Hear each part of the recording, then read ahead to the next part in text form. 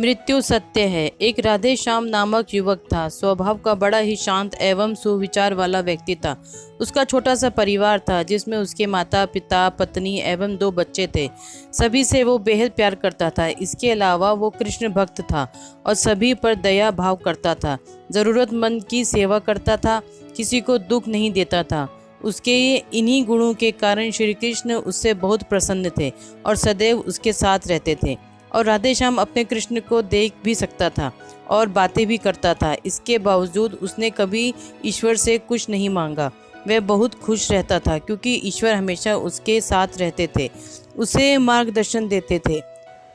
राधे श्याम भी कृष्ण को अपने मित्र की तरह ही पुकारता था और उनसे अपने विचार को बांटता था।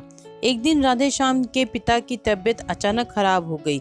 उन्हें अस्पताल में भर्ती किया गया। उसने सभी डॉक्टरों के हाथ जोड़े, अपने पिता को बचाने की मिन्नतें की, लेकिन सभी ने उससे कहा कि वो ज़्यादा उम्मीद नहीं दे सकते और सभी ने उसे भगवान पर भरोसा रखने को कहा। तभी राधे श्याम को कृष्ण का ख्याल आया और उसने अपने कृष्ण को पुकारा। कृष्ण दौड़े चले आए। राधे श्याम ने कहा, मित्र, तुम तो भगवान हो, मेरे पिता को बचा लो। कृष्ण ने कहा, मित्र, ये मेरे हाथ में नहीं है। अगर मृत्यु का समय होगा तो होना तय है। इस पर राधे श्याम नाराज हो गया और कृष्ण से लड़ने लगा। गुस्से में उन्हें कोसने लगा। भगवान ने भी उसे बहुत समझाया पर उसने एक न सुनी।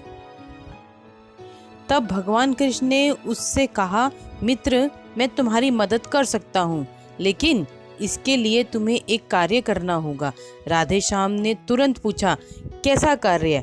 कृष्ण ने कहा, तुम्हें किसी एक घर में मुट्ठी भर ज्वार लानी है और ध्यान रखना होगा कि उस परिवार में कभी किसी की मृत्यु ना हुई हो। राधे श्याम झट से हाँ बोलकर तलाश में निकल गया। उसने कई दरवाजे खटखटाए। हर घर में ज्वार तो होती, लेकिन ऐसा कोई नहीं होता जिसके परिवार में किसी की मृत्यु ना हुई हो। किसी का पिता, किसी का दादा, किसी का भाई, माँ, काकी या बहन। 2 दिन तक भटकने के बाद भी राधे श्याम को ऐसा एक भी घर नहीं मिला। तब उसे इस बात का एहसास हुआ कि मृत्यु एक अटल सत्य है। अगर आपको मेरी ये कहानी अच्छी लगी हो तो प्लीज़ इसको लाइक ज़रूर कीजिएगा ताकि हमें और मोटिवेशन मिले, हम और कहानियाँ लाएं और कहानियाँ बताएं और सुनाएं। तो मिलते हैं फ्रेंड्स अपनी अगली कहानी में। तब तक के लिए अपना ख्याल रखिएगा। Please like my channel, share my channel और subscribe my channel. See you friends, bye bye.